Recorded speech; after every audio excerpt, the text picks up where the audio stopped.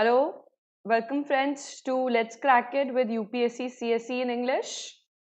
Hope you all are doing well. Alright, so those who are new, a brief introduction about myself. I'm Siddhi Bangard. I have a cumulative teaching experience of 3 years and I have done my graduation from BIT Mestra Ranchi and I have appeared for UPSC 4 times mains and a times in interview, qualified CAT-ZAT and other MBA exams, and then did my post-graduation from XLRI, Jamshedpur. So going ahead, our platform gives you daily life classes like I'm taking here. They'll be scheduled as per your examination schedule. You'll also have live tests and quizzes to evaluate your preparation with our regular mock test. In fact, there is a science and technology mock test scheduled for my students today on Unacademy Plus platform. You also get notes in the PDF format right after each and every class. It is the PDF that I teach in the class, so the same notes you get with you. Structured courses, that means your courses will be aligned with the syllabus. For example, my science and technology course that is still running on Plus platform is completely aligned to the main syllabus or GS main syllabus part 3. That means your entire science and technology gets covered for both prelims and mains in my course in just 13 sessions of 1.5 hours each. And obviously, if you study my course there, science and technology course there, and you take subscription for it, because you will need to pay for those classes. So unlimited access to all the other classes, like greater than 200 courses which are running on our platform, and you can watch them for free. So all the recorded lectures, live lectures, and all the upcoming lectures can be enrolled by you, and you can have easy access to all of them. With that, these are all the top educators that we have on our platform, and we are covering your entire preparation from prelims to mains. In fact, we are also covering essay writing and interview preparation. So we are covering your top to down preparation starting from prelims to interviews on single platform, and the price is very reasonable, my friends. It's just under 4,000 for per month and 44,000 for a year. This is for UPSC 2020 21, and if you use my code SBUS or Siddhi Bangard at Unacademy Plus, you get 10% off. That means the cost reduces to just under 40,000. And this is for UPSC 2021 or 2022. So the cost is less than 3,000 per month. And for a 2-year subscription, the cost reduces to less than 58,000 if you use my code Siddhi Bangard or SBUS, Siddhi Bangard at Unacademy Plus, and you get an instant 10% off here. With that, let's start, folks. Good morning, everybody.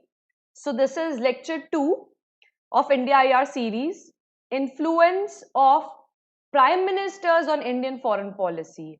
How many of you remember that I talked about leadership actually impacting our foreign policy in a big manner?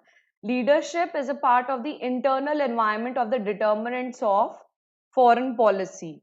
So we will be talking about it in a good manner today. And before that, we will actually discuss the 6 phases of our foreign policy as they are observed from the eyes of our current foreign minister, S. Jaishankar. He has a very rich legacy when it comes to external affairs. His father, K. Subramaniam, was already a well-known Indian Foreign Services officer. He has been there for decades since the India's independence, and then his son became IFS officer, a very decorated IFS officer. And this 6 phases of our foreign policy is a summarization of his lecture, the 4th RP Goenka lecture, that happened in 2019, November 2019. So the 6 phases of our foreign policy, which we'll be discussing today, is coming from one of the most authentic sources that you can talk of. And given that S. Jaishankar was a former diplomat, a right amount of unbiasedness is there. All right, he discusses each of these phases in a very, very neutral manner, which is actually required of a civil servant. Beautifully, elegantly written, we will actually understand how the foreign policy has come to evolve. All right, and then we'll be doing evolution of our foreign policy with our prime ministers. So, folks, please get up. The session is going to be a little longer this time, but nonetheless, extremely interesting. And as I promised, extremely, extremely informative. So, let's begin. In case you have any doubts, please post it in the live chat. I will handle all your doubts, or please post it in the comments section. I always reply back to the comments. In our upcoming sessions, we will be discussing India and its neighbors first, because this is an Asia edition. So before actually moving on to the countries, we will get a basic overview of Indian neighborhood and importance of neighbors in foreign policy. Why are we actually studying them? And this becomes all the more relevant because when the current government came in, they gave a lot of preference to our neighborhood policy first. So we'll see that as we move through the 6 phases of our foreign policy. All right. With that, let's begin for today. Okay. All right. Now, so what are the objectives of Indian foreign policy? And folks, am I audible and visible? Please let me know if there's a problem with the sound at any point of time. All right. Okay. So the objectives of our foreign policy are that, first of all, secure national interest. We are a morally bound nation. We are a nation that believes in the happiness of others. We are a nation that believes in international cooperation. But nonetheless, we never forget that we have to secure our national interest on the international platform. That includes securing our borders, which is our primary responsibility of the present day government and of us as citizens.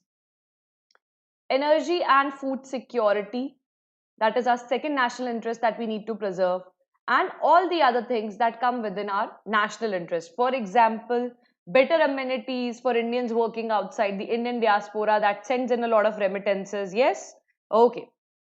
Now, these kind of things and other things, like when we have to negotiate on trade deals, getting better trade deals for our country so that we have to spend less on the imports, asking other countries to open up their economies for our exports. So if we export more, we get a lot more foreign exchange from which we can buy our import requirements, or in some cases making sure that the other nations are not dumping their goods inside our country. And that's why we have slapped so many anti-dumping duties on China, especially on steel, right? Because we say that there's already a high trade imbalance, so stop dumping stuff in our country. And the anti-dumping duties actually raise the amount that a domestic buyer would have to pay for steel that has been imported from China, so that we discourage its use. So there are a lot of arrows in our quiver when we want to secure our national interests. It's just foreign policy is about using those quivers or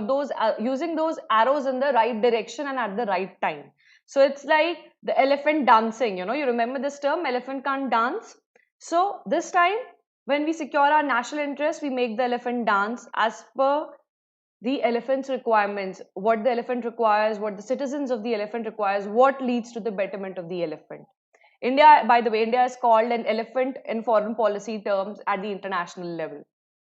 Now, create conducive external environment. As we discussed in the definition of foreign policy, that it is our own activities that we choose to conduct in line with the external environment, all right, such that we modify the activities of others in line with our interest, that they modify, seeing our activities, they modify their activities in our interest. All right. Now, that is what is creating a conducive external environment for ourselves. What does that mean? What does that entail? So, getting in foreign investment for our flagship programs like Digital India, Make in India, Skill India, they require a lot of foreign investment from other players. They also require a lot of investment in terms of human resources from other players. All right. Because our private sector right now also requires a lot of hand holding from other foreign investors. In fact, foreign investors are investing a big time in our private companies. Secondly, the government can't do everything alone, and PPP or public-private partnership has in a big way become the norm for today. So in that case, we want to invite foreign investment, both in the form of FDI, foreign direct investment, and FPIs, foreign institutional investments. All right. Okay. It's because of the economy. Elephant can't dance. That was the reason, because our economy is very agricultural heavy. All right. The primary sector dominates, and elephants are heavier to care. So our economy was kind of stagnant then, was not growing at a great pace. All right. So that's why India was called an elephant. It's slow, it's huge in terms of size and numbers, it's huge in size of natural resources. Elephants are very, very powerful animals, but they move at a slower pace. The economy was moving at a slower pace, and hence it was called an elephant. I hope I've answered your question. Okay. Becoming an important global player. Now, here again, I would like you to go back and look at the India-China border dispute, part 2, because therein I discussed the global race to become a superpower or a potential superpower. Right? I will also post the link beneath in the comments so you can go and visit that, because I've beautifully covered what is the race to become a global superpower, what are the potential superpowers, how can one possibly become a superpower, and what is India's role in becoming a superpower. Now, we are not actually vying to be superpowers, but what we are vying is that India's voice be heard at the global level. Our nation was called the Golden Sparrow in ancient times. We had a huge command over the international economy. It was said by the Europeans that each gold and silver piece actually goes and gets drained into India. The entire world is getting pauperized by India. That was our export prowess. That was our ability to create goods. That was our ability to give to the world. And that's why, since we had a huge plus side of trade, or huge plus positive side of trade balance, we had a very important say in the global forums. Everybody wanted to come to India. Everybody wanted to give their best to India. And when you become an important global player, that means people actually want to listen to you. People want to take you into confidence before making any decisions, right? Then you can actually influence the world opinion in your favor, which means you are actually able to secure your national interest. First thing. Second thing, you're also able to help a committee of nations. That means other nations who are facing problems similar to you. India has always believed in international cooperation, and supporting the third world countries, as we'll see, was a part of the first phase of the Indian foreign policy. In fact, all of these remaining points that we talk of here, right? The become an important global player, create conducive external environment, develop pragmatic approach, and engage diaspora for Indian interest. All of these 3 or 4 points actually are leading to securing our national interest at the international forum. The more say we have the international fora, the more resources we can get in for our development, the more resources our citizenry get for their development, the more say our citizens have when they go and work out. In the better manner, we can secure their interest. And if we can secure the interest of our diaspora, we can actually secure the interest for India, because they are ultimately our people, and they actually form a very, very powerful lobby in other countries where they work for, as workers, as contributors in the fields of science and technology, or in any other fields. All right. Now, in fact, what we want to do is to proliferate our people in the entire world, just like that it was before. Our whole aim of India's foreign policy is make India that golden sparrow it once was. We remember those olden days. We want to make it the same. We have been a very, very peaceful nation. We want to be the same, but yet we want to regain our status as a golden sparrow, where we had all the production necessities we wanted. We had the best of the world's silks, the best of the world's spices, the best of the world's diamonds, golds, the best of the world's products coming in. People wanting to do business with us. We want to go back, not just go back, but recreate those olden days and maybe better. All right, develop a place for India on the global level, a seat for India on the global level, where things wouldn't move without India's say in it, or our opinion will be considered very, very important. That's the whole idea and objective of India's foreign policy. Finally, our other foreign policy objective is to engage our diaspora for Indian interest. Why? Because the number of diaspora are very, very huge. It's almost 30 million diaspora spread across the world, and that's a huge population. What does the diaspora do? It actually strengthens our bilateral relations with those countries. I'll give you a very a recent example. How many of you remember the program Howdy Modi that Trump organized? All right, please post it in the comment, this live chat section. I will actually, so that I know that you know about the Howdy Modi thing. When Modi went and addressed a lot of people in a lot of Indian diaspora in the US. We actually keep also going to the Caribbean countries where a lot of Indian diaspora live, and at other places also. Nepal is one such country, Pakistan is one such country, Bangladesh is there, China, a lot of Indian people are working. And in fact, when the diaspora go there, they actually project our culture or Indian image of Vasudev Kutumbakam, our ideals, our political ideals to the outside world. Now, why is that very important? So, as of now, what has been happening? We have been doing a lot of things, but if we don't have our people going outside and telling others what we have been doing, it's like it's a social media publicity without the use of technology. It's a publicity to the word of mouth. When people go out and work, they project the Indian culture. And that's when people actually come to know about our goodness. And that's why even if you go to Russia or the Soviet part of the Russia still, people really respect us there. People really respect India. They say it's a very peace-loving nation. The culture is amazing. Bollywood is so famous there.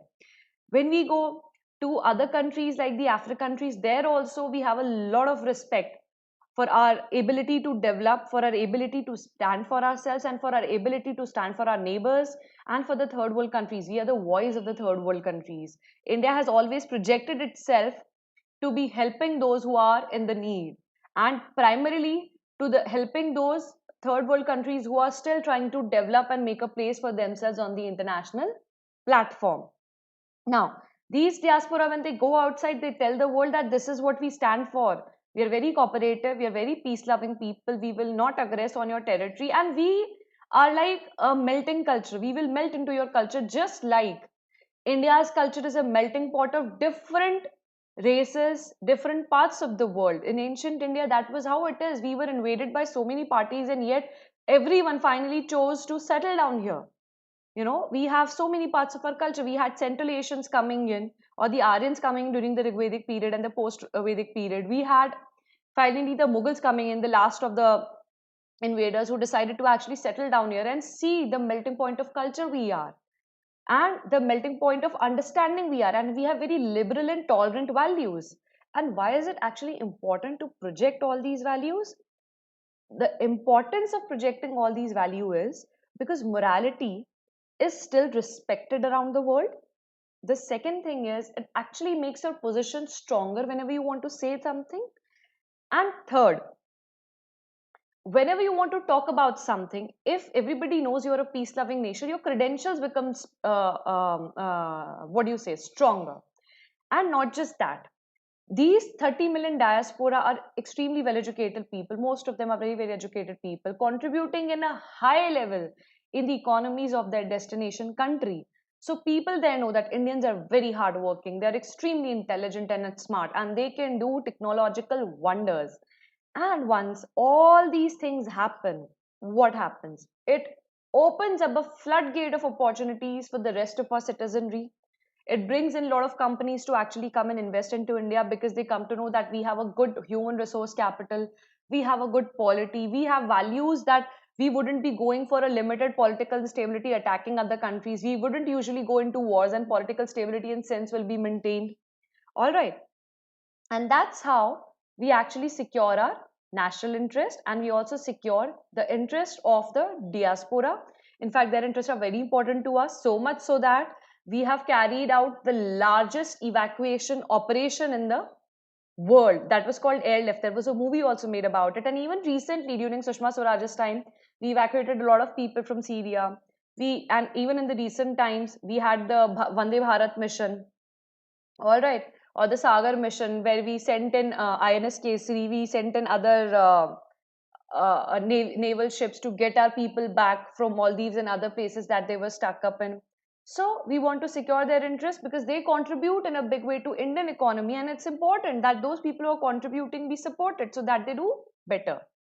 Now, let's move on to this last point. So our whole sole aim or our destination point for the Indian foreign policy, our destination point, all right, is we have a very proactive and pragmatic approach to foreign relations. That means we are quickly able to adjust our position as per the evolving situations, still not compromising on our basic principles of foreign policy. I will talk about what the basic principles of foreign policy are. Now, quick adjustments. For example, the recent Galwan Valley standoff, right? First, we had a quiet diplomacy. We were not saying anything, but we were pushing China to go back. And then finally, when our soldiers were hit, when all those bad things happened at the border, now we have decided to actually tell China that look, this is not acceptable, and we are preparing for a befitting reply to China. And that's how we are quickly adjusting or responding to the evolving situations. However, it would have been better if our intelligence would have been better, we could have saved the precious lives of our soldiers. Going further, what are the principles of Indian foreign policy? I considered this important to tell you before we move on to the 6 phases of Indian foreign policy, because all our phases of Indian foreign policy are basically actions that we took as a nation on the international forums. But they are all aligned to these fundamental principles that I'm going to talk about. All right. The first is the principle of Panchashil, and wherein I will be discussing all these fundamental principles, you will realize that these fundamental principles are linked to the determinants of foreign policy that we talked about in our previous lecture, right? Now, Panchashil was a treaty agreement on trade signed between India and the Tibetan region of China. There we recognize that Tibet is the part of China and we will have some standalone trade with Tibet. So this treaty actually recognized that. Now, these Panchashil was actually 5 principles of trade related relations with Tibet, but they eventually got very, very famous because this then actually became our policy to deal with our neighbors and with the other nations, right? What were these 5 principles? Mutual respect for each other's territorial integrity and sovereignty. We will not go and say, for example, China is having problems with Hong Kong and Taiwan and Tibet. All right, these 3 regions are trying to separate from China. Now, China keeps intruding into our into our territorial affairs and keeps saying, we will take the Pakistan issue to the UN. Let me intervene between you and Pakistan. I won't give any statements regarding your support of Kashmir, whether Kashmir is not your part of your own nation or not. So it tries to keep meddling into our internal affairs or our territorial integrity and not recognize our sovereignty. But we have actually always believed in recognizing the other country's territorial integrity and sovereignty. That means we have always recognized a one China policy. We have never asked Hong Kong or Tibet or Taiwan to actually separate from China, right? If they require any help, we do help them, but without any interference. That was our first. Do you know what was the reason we wanted to do that? At that point of time, we had just come out of independence, right? So there were 2 things. We were on a very, very moral high ground. As all of you must be knowing, our freedom struggle was bloody because the British were very violent, but our freedom struggle was actually based on non-violence and truth, right?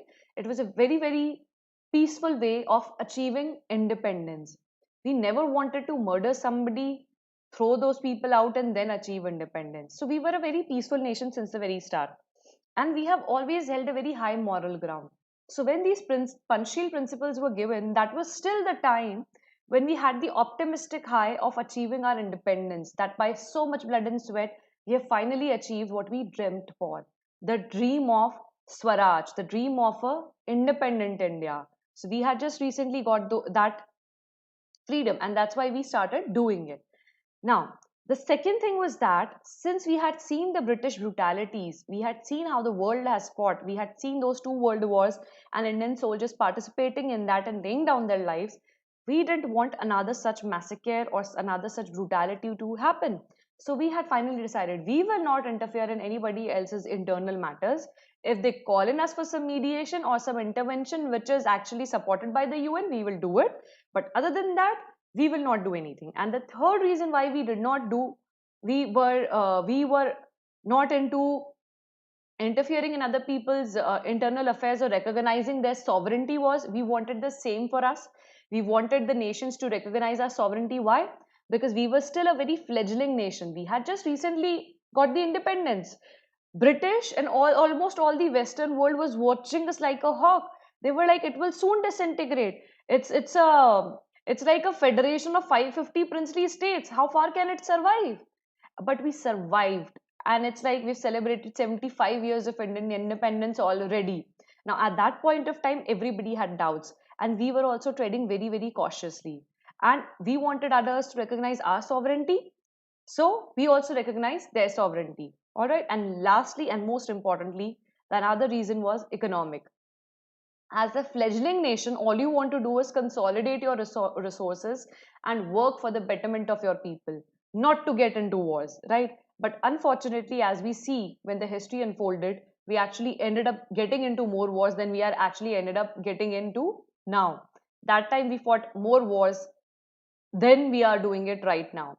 Partly because right now our stature has increased, so even a couple of nations think before attacking us. The second reason is we have become a nuclear power.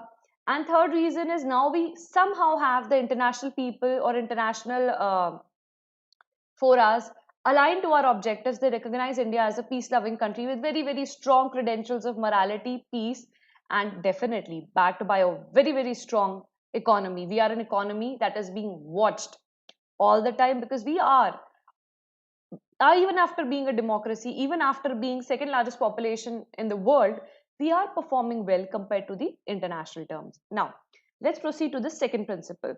Mutual non-aggression, as I told you, we wouldn't go and attack anybody and we would expect the same from us. Leave us alone, let us develop. That was our motto.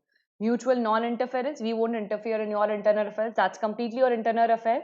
We had seen the adverse effects of British actually interfering in our internal matters. They used to make the princely states fight against each other, divide and rule policy. We didn't want to do that again, all over again. That was very bloody. That was totally not good from any moral standards. Whenever you read about Prince Shield, remember that that was a time when we had just gained independence and we were on a very, very high moralistic ground. And Jawaharlal Nehru was known internationally. He had international exposure and he was respected and loved as an international leader. The fourth point is equality and mutual benefit. We want you to treat us equally, we will treat you equally, and we both will work towards mutual benefit of each other and peaceful coexistence. We do not want to fight with our neighbors, we don't want them to fight with us. Let's all work for each other's development. Let's cooperate if possible. If not possible, let's work on our own. Let's work for our developments. Let's not have any disputes. That was the mood India was in when it declared the Panchsheel. Now, as I told you, why? Panchsheel was based on the assumption that newly independent states, after decolonization, because decolonization was happening then, a lot of newly independent states were coming up, they will be able to develop a new and more principled approach to international relations. So, what did we learn from all those era of colonization? We learned that Western powers are not actually morally superiors to us. They keep fighting like small boys and they have ruined the entire world with their colonization practices. We wanted to be better than them. And that's why we said we'll take a more principled approach to international relations and the peace would prevail and better sense would prevail in all the newly independent states. With that, let's move on to the second principle, that is Vasudhaiv Kutumbakam. Okay, the world is one family, and presently it is also called Sabka Saath, Sabka Vikas, Sabka Vishwas, as given by the Modi government. So you can relate it to this. Now, as per the Maha Upanishad, we have always read about this thing, Vasudhaiv Kutumbakam, or world is one family. Where is it written? It is written in the Maha Upanishad, chapter 6, 71 to 73 verse.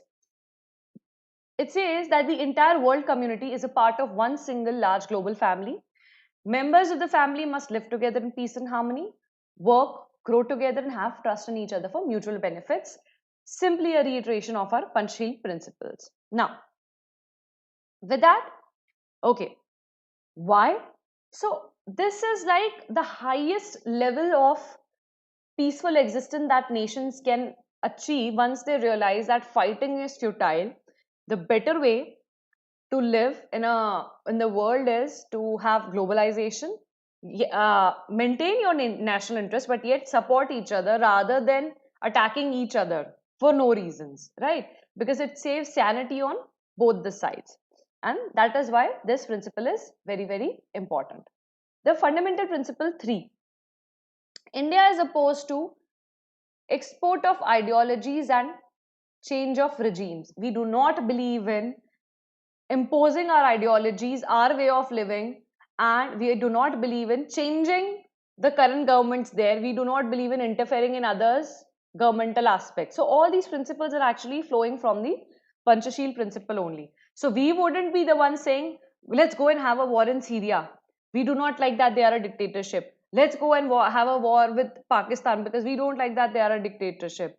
All right, let's go and have a war with Nepal because earlier they were a dictatorship, now they are only trying to become a democracy. We will try to tell them that yes, democracy is a good form of government, you should do it, all right, but we wouldn't necessarily impose it. We have a lot of work at our home to do, so we really are not interested in doing like that. Secondly, we also believe that each nation has its own way of living, and we believe that each nation's people are actually capable of choosing the government they want to do, right? It's their own internal matter. We believe in that. If they require our help, like Bangladesh did, we will surely intervene when they call us in. When gross brutalities are being done, if they invite us to come in, we will go. But other than that, if we leave it to the best judgment of the people of that nation to decide what governance those people require or want or what are they happy with, all right? So why did we do that? Our strong belief in Panchsheel and the will of the people in choosing their leaders. Since we believe highly in democracy, we believe that people are capable of judging their leaders, people are capable of selecting government for themselves, like we did in India, because our constitution is also talks about we the people of India give to ourselves this constitution. We had so much faith in our masses back then in 1940s when almost two-thirds of our population was still illiterate. Even then, we had so much of faith in our population that we as a nation will be able to come together. We place similar faith in the will of the people of other countries and we respect that. Now, principle 4. India does not endorse unilateral sanctions or military actions, as we told you. No mutual aggression or mutual non-aggression. We are least bothered whatever you do unless you impinge on our national security, you impinge on our national interest. We will not go around for military actions. We don't have the first go and fight policy. We won't fight you for small matters. In fact, there's a very famous dialogue from the movie Border. How many of you people have actually seen Border? How many of you have seen Border? There is a very famous dialogue by Sunil Shetty in that movie Border. Very famous movie. I presume all of you must have seen the movie Border. So in that, Sunil Shetty actually ends up saying that, we really do not bother people. We do not go and look at their motherland. We do not try to occupy their motherland. But if somebody tries to do that to our motherland, we will leave no stones unturned to actually tell them that, look, this action is wrong and we will push them out, throw them out of our country. We will simply throw them out of our country. We will not tolerate it for a single second. All right. So even though we are a peaceful, peace-loving nation, we will not endorse any unilateral sanctions or military actions. We will not take any action against our security interests from any other country. All right. Now, with that, India does not endorse unilateral sanctions like US keeps doing on Russia, on China, or anybody it prefers to do so. Now, US can actually do so. That's the reality of it, because if it puts unilateral sanctions, all right, or military actions, they actually hold some water, because there's a huge trade that goes on with US. If India goes and does that, what are the two things that might happen? The things that might happen are, first, it will not be welcomed by the international community, because we still do not have that kind of firepower. The second thing is that yes, we trade a lot, but if we slap sanctions, trade is our bread and butter. As of now, we really require a lot of international trade to go on, to get those foreign exchange for our energy imports. We are a highly import dependent country. So if we do something like this, it might actually come and bite us back. So we don't want to do that. And in fact, this could have been done in the past when we wanted import substitution, build our own resources. And in fact, we are going to do a similar thing right now. Now, with that, I would like to point out a very, very important thing. Then it was self-dependence during the time of Nehru. And that's why we were completely looking inwards till 1991 LPG reforms, right? Again, switch back to 2020, 13th May 2020, post the coronavirus conundrum, the Atmanirbhar Bharat Abhiyan, looking inwards, creating our own resources, all right, creating sustainable supply chains. We have come back a long circle from 1947, all right, to 2020, right? In that case, what happens is we are actually realizing the value of developing ourselves and not completely relying on the international fora. So can you see the transition? Earlier we were completely reliant on ourselves. We wanted to be completely reliant on ourselves, but we could not do that, because to grow further you need to have international support to get new technology and to get the money in. After having sufficiently been globalized, we are actually also understanding that being so much globalized has its own perils. You need to have a balance between the dependence on the international world and your self-independence. And that is what we are again trying to achieve by the Atmanirbhar Bharat Abhiyan that was recently launched in May 13th, right? So this is a very important pointer. You can always use this diagram in your mains examination. Now, yes, um, sanctions were imposed on us, right? All we can do, or all we want to do, is we actually negotiate with those countries. Or in the meanwhile, when sanctions are imposed on us, we try to solidify our position and then go again and negotiate with the countries that have imposed sanctions on them. I will talk about it later in the lecture, because after the 1998 Pokhran test, the nuclear test, USA actually imposed a lot of sanctions on us. And how did we overcome them and finally made it to the US nuclear deal in 2005? So we'll see to that, all right? So unless these sanctions or military actions have been approved by the United Nations as a result of international consensus, we do not actually go out and attack somebody else, because of our strong belief in Panchsheel and maintenance of world peace. Now, so what do? We have the largest, approximately 2 lakh soldiers as a part of the Indian peacekeeping force, or sorry, the UN peacekeeping force placed at the UN. We provide a lot of resources and a lot of our intelligent military commanders at the behest of the UN. We actually support UN in all its peacekeeping missions, especially in the African countries. Okay, now fundamental principle 5. Interference, no, we do not interfere. Interventions, yes, if required, we will do it. As I told you, if you mess around with us when it comes to our national interest, we will not tolerate it, even though we believe in peace and mutual respect. I would like to link it with the non-violence policy of Gandhi. Gandhi was once asked that if somebody somebody is using violence against them, or violence against women, or any sort of violence that is actually degrading them or harming their self-interest, what should they do?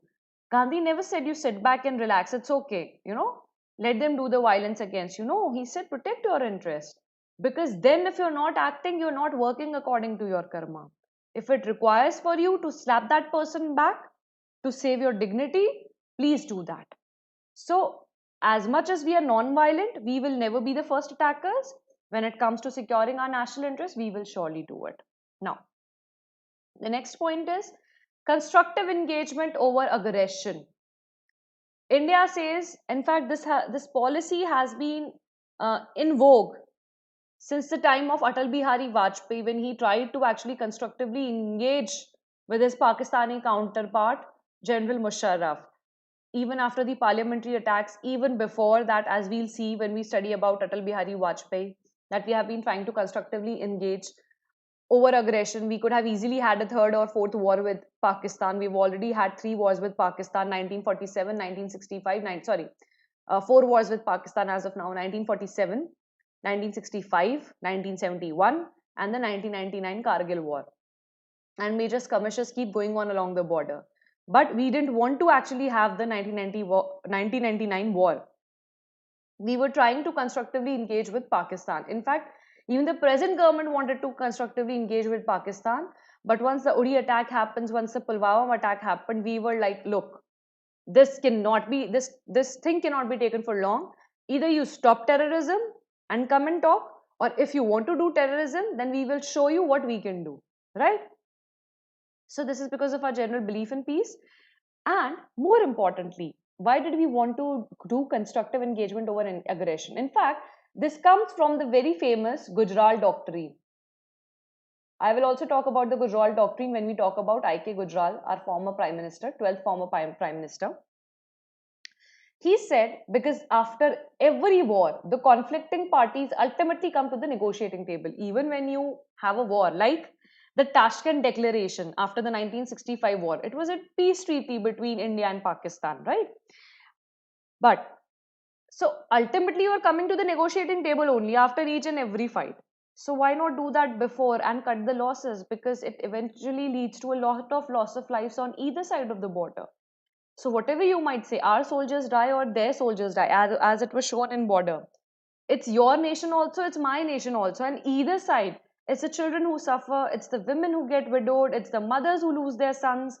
So either way, it's not a happy ending for any of the nations. You lose money, you lose your people, you lose your confidence, you lose a part of yourself. The nation starts losing a part of itself with each and every war. It completely ravages your society, it ravages your economy, it ravages your social economic fabric, it brings down the confidence of people. So either way, it's not good. And let's refrain from that till the time it is possible. Fundamental principle 7. Strategic autonomy, partnerships, yes. Alliances, big no. Now, strategic autonomy actually came in the time of the unipolar world. That is post 1991, when when Soviet Union had disintegrated. So that means only America was there. Now, being the sole superpower, definitely, what do? More power corrupts, and absolute power corrupts absolutely. In that time, India was not also very strong. We just had the LPG reforms, or the liberalization, privatization, and globalization reforms. It was very important for us as a fledgling entrant into the globalized world to protect our autonomy, to be able to take decisions for ourselves and not to be influenced by what the US says. All right? We are not saying spoil relations with any country, but maintain our sovereignty and decide for ourselves what is good for us. Okay? And that's why we said we will form strategic partnerships. Yes, we will very much do that. That we will get into bilateral partnerships. We will speak on multilateral forum about our needs and the interest of the other nations. But alliances, no, never. It actually stems from our belief in non-aligned movement. Okay, the NAM part, which happened in 1955, the Bandung Conference. I will also talk about this. Now, when so we wanted strategic autonomy for our foreign policy. Now, somebody might actually tell you that strategic autonomy, what kind of a question may be asked in the mains? That strategic autonomy is actually not there. It's just a farce. living in a globalized world, it is not possible that your foreign policy is not impacted by the events that are happening around you or the countries that are stronger than you. It does happen. But how much of it are you able to resist or negotiate your way through, still maintaining your national interest? That's what it actually about is. Why did we say no to alliances? Because if you become a part of any alliance which actually has a group of countries coming together for a common cause, which is not for peaceful purposes or which is against another alliance of nations, two or three things happen. First, you are at a strict high risk of war. Look at the NATO. They came together to preserve peace in their region. They also came together to actually fight a war against anybody who rages a war against any of the nations of the NATO, and they have entered into more wars than imaginable and ravaged their economies, especially the US. And that's why they began the Afghan withdrawal, because they had spent a lot of money there. Now, so first thing is, whenever you enter into an alliance, you lose your, you might have to fight a war. We didn't have the means or the time to actually fight a war. We had our own internal security issues.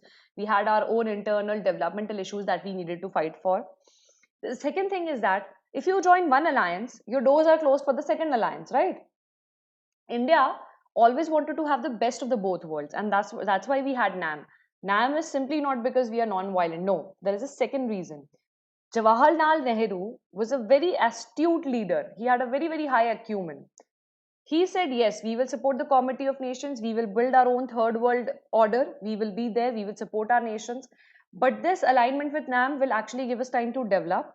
And then we can get help from both USA and Russia. If you closely observe Indian relations, right, Indian foreign relations, you will see we align with whatever party which suits us best.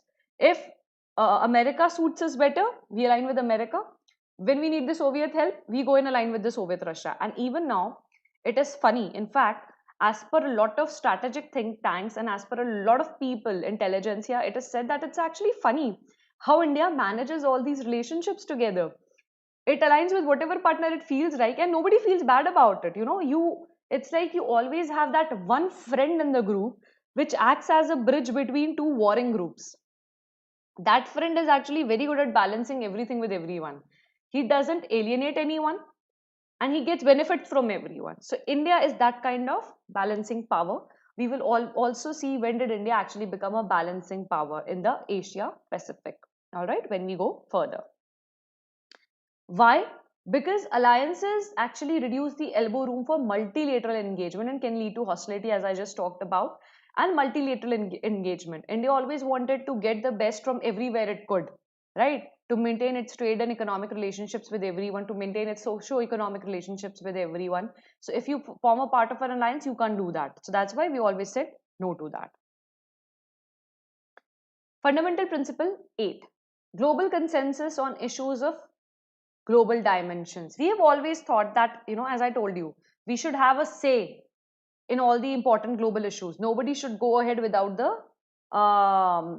without taking into consideration the opinion of India. Why do we think that is important? We think it is important because there are a lot of smaller powers in the world and they have an important say in all the global issues. For example, climate change. If we don't listen to the island countries, which are very smaller powers and can never grow as huge as the US or China, in that case, okay, Singapore being an exception, but that's economically. You still do not have that much land, and one thing can ravage you. Climate change can actually sink up that Singaporean island nation. Now, so if you don't listen to the island nations when it comes to climate change, we might actually end up losing them, and all those people will become climate refugees. So it is better to listen to every nation when it comes to a global debate or global issues, because then better sense prevails. If you take the consensus of everybody in, we might be able to take better decisions, and it's our belief in multilateralism. So India does not have a very huge hard power. Now we do. We have a very strong military. Everything is there. But even so now, since we are a lower income country, we still rely on multilateralism. We take a lot of countries on our side, form a group, and then push our agendas. That's one of the features of our Indian foreign policy. So that is why we said global consensus on issues and global dimensions is actually required. We actually end up coming out as a leader of the third world nations in all that cases, and we always take Africa along with us. And Japan tries to align with us because of its own interest. They feel they are culturally closer to us when it comes to peace and interference in others' policy. China also sometimes aligns to us because when it has to fight US, it comes to the side of India. So that's how this whole equation goes around. Now, what are the 6 phases of Indian foreign policy? Okay, folks, before we proceed, I want to know your opinion on something, which is there are these 6 phases of Indian foreign policy. So I already have to discuss 4 slides on that. Then we have almost 7 prime ministers to discuss. So I was planning that we split this lecture into two. I explain you the 6 phases of Indian foreign policy today, and the influence of the prime ministers, we take them tomorrow. We'll take a very brief session tomorrow because I don't want this session to actually go on for like 2 hours, because then it reduces your attention capability. So let us have the other part of today's lecture tomorrow morning at 10 a.m. when we'll discuss the influence of finance ministers on foreign policy. So that today I will completely make you understand the 6 phases of Indian foreign policy and the foreign policy objectives and principles, so that when we read about the Indian prime ministers, we completely understand what is actually going on. So I want to proceed that way. Please let me know your opinions in the comments section. Are you guys okay with that? Or should I do it in just one lecture? Because I feel that retention will be more when we split this lecture into 2 parts. All right. So please post it in your comment section. Till then, I will resume teaching you. Now, 6 phases of Indian policy. This I have taken from the 4th R.N. Goenka lecture, in which S. Jaishankar spoke. He is our current Minister of External Affairs. One of the very few diplomats to actually get a ministerial position. Now, the entire theme of this article is that disruptions in consistent policies can result in favorable political maneuvers. What he's trying to say is, have you heard of this phase? That it's only in mathematics or in pure sciences that if you apply the same rule to similar situations, you get similar results. But when it comes to extraordinary situation or other socio-economic situations, you cannot always apply the same rule and expect different results. All right, in different situations or even in similar situations. So that's what he's talking about, that you need to sometimes disrupt your consistent policies to achieve favorable political maneuvers. First example being the 1947 partition. How many of you? Okay, great. So I'll take that tomorrow. Okay. Now, how many of you know that finally Sardar Patel and Nehru had actually agreed for partition? You know, Gandhi didn't want it till the last, till he breathed his last, but he couldn't see the carnage that was going around, the communal rights that happened in 1947. So that was the time when on our consistent policy of keeping India and Pakistan together, keeping the entire Indian subcontinent together, because we were brothers, we had grown up together, we had more in common than any other nation on the earth. Yet we had to choose the path to separation because the political carnage, the human carnage was immense. If you have read The Train to Pakistan by Khushwant Singh, that train which came from Pakistan didn't have a single person alive. There were only chopped pieces of human body parts inside that train. Every single person was dead. And whenever the train used to go to and fro, it was just a to and fro exchange of bodies. If you have seen the movie Earth, all right, it has Amir Khan and Nandita Das starring in it. All right, please watch that movie because that similar train is shown in this movie and you will get a better idea. It's about it's actually a love story set in the time of Indian partition. Amir Khan plays a role of a Muslim here. Nandita Das plays the role of a Hindu maid, and they have brilliantly showed the communal riots situation at the time of Indian independence. So that was the first time. The second time when we had that kind of a difference or disruption in our consistent policy was when we actually went ahead for the Bangladesh war. As I told you, that we actually believe strongly in the principles of Panchsheel. And Indira Gandhi, being the daughter of Nehru, would never really want to go and intervene in other countries' situations. We didn't do that for Sri Lanka, we didn't do that for others. But here we actually had to take a break. Why? If you see the geography of India and the considerations then, okay, if this is India, this was Pakistan here, which was the East Pakistan, all right. This was West Pakistan, sorry, this was East Pakistan, and this was West Pakistan, all right. Now, we were surrounded by enemy nations on our west, on our east, and on our north, which was China. So, what did Indira Gandhi decide? She took an extraordinary measure to actually convert East Pakistan into Bangladesh because it asked for our help, and they were actually having a lot of problem regarding language and unfair treatment of their people by the Western Pakistani politics. So we decided to intervene, and we ended up creating Bangladesh, which is very friendly towards India. So from three fronts being open in the west, east, and north, now only two hostile fronts remained, one in the north and one in the west, and we are still trying to settle our boundary equations with them.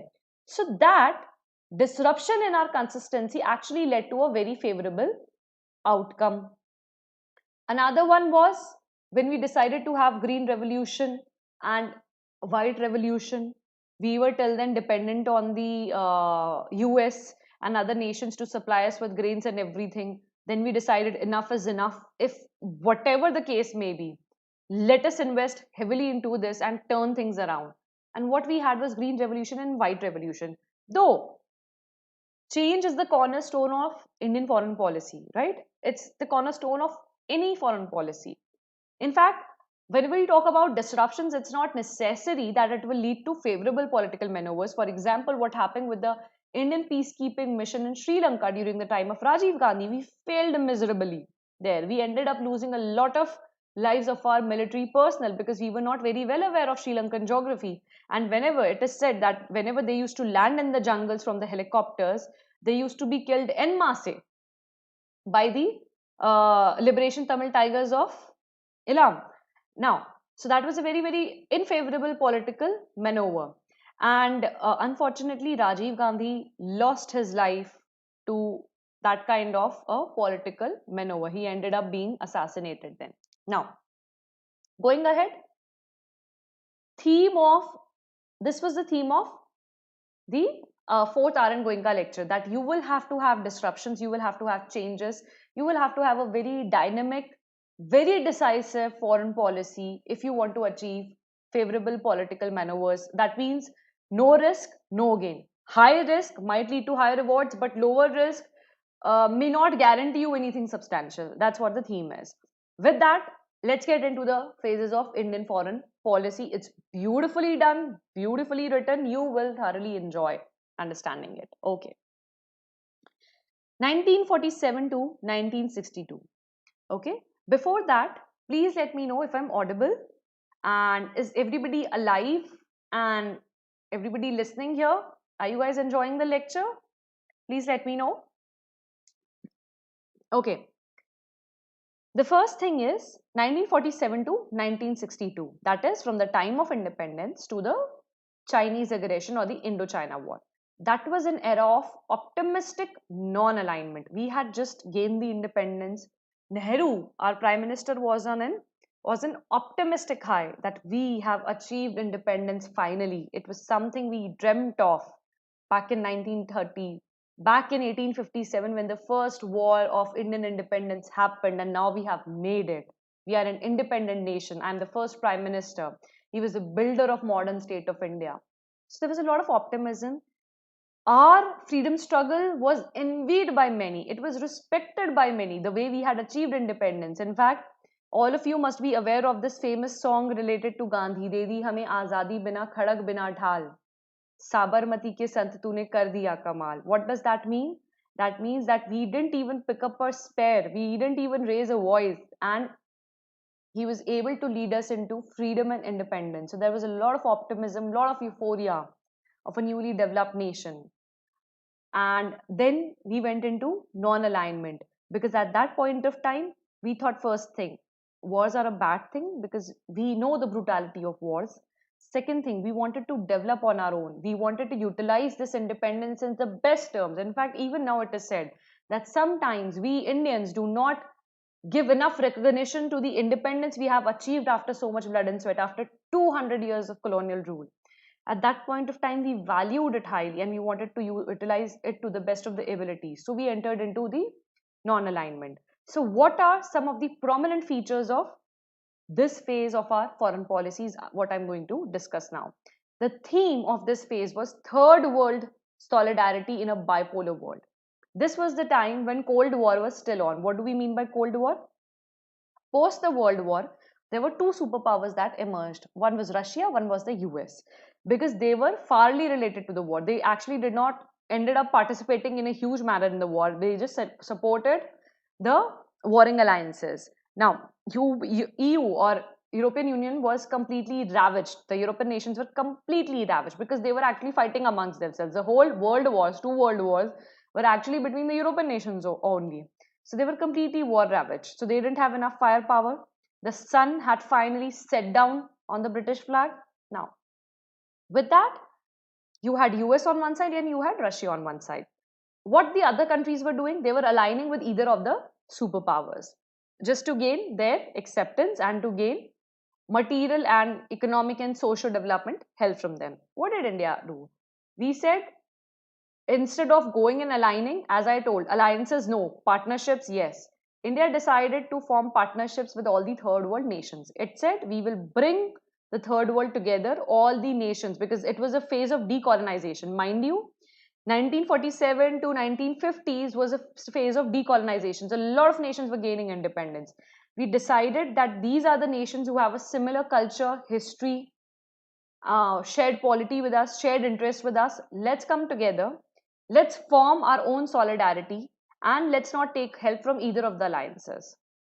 Okay, and I told you what might the problem be with the alliances, and since Nehru was a visionary, he recognized that early on, and that's why we formed the non-aligned movement. Okay, the first conference was held in Bandung. Bandung is in Indonesia. This happened in 1955. The first official summit of NAM was held in Belgrade. All right, it happened in 1961. Now, so that is what we, as the first of the decolonized nations, we were the first to gain independence. Even China gained independence later than us. All right, we started leading Asia and Africa in a quest for a more equitable world order. We didn't want a bipolar world. We have always wanted a multipolar world so that everybody has a say, as is what mentioned in the principles of our foreign policy, right? So please keep going back to those principles of foreign policy because they hugely impact the phases of Indian foreign policy. Now, it also saw energetic Indian diplomacy from Korea and Vietnam to Suez and the Hungary. I will talk about all these, what happened. Now, in Korea, in 1953, at that point of time, and even now, South Korea and North Korea were fighting. India was called in then. India mediated in the war and tried to bring in some peace. And India is actually known for that mediation in the Korean Peninsula. It's very, very famous. Please go and read about it. Indian mediation in the Korean Peninsula in 1953. Our leader, Jawaharlal Nehru, our beloved leader, was considered a very great statesman. He was called upon to actually do that. And then India also had a very high moral ground, so it was really respected. And at that point of time, the difference in the development of economy between Korea and India was not as it is now. There were no glaring differences. We were all the same. So India was called upon, better sense prevailed, and the Korean War was avoided. Vietnam, we highly criticized US war or aggression on Vietnam War, or the Orange War, that as it is commonly known as the Vietnam War, or the orange, the orange is the chemical agent that was used in Vietnam to actually kill people, the biochemical agent. So we greatly criticized the war in Vietnam. We said, you're killing up innocent people just to acquire their territory. It is not right. We could do that then, but can we do it now? Is something that I leave you to ponder with. All right. Suez to and Hungary. So there was a Suez crisis going on. Israel, along with UK, had attacked the Suez Canal of Egypt. And if you remember clearly, this is where India is, okay? This is how the Middle East is. And here you have the Suez Canal with Egypt here. This is where Africa starts, right? So this is the Suez Canal. It is a very, very important channel of import and exports. It's a very, very important trade route, right?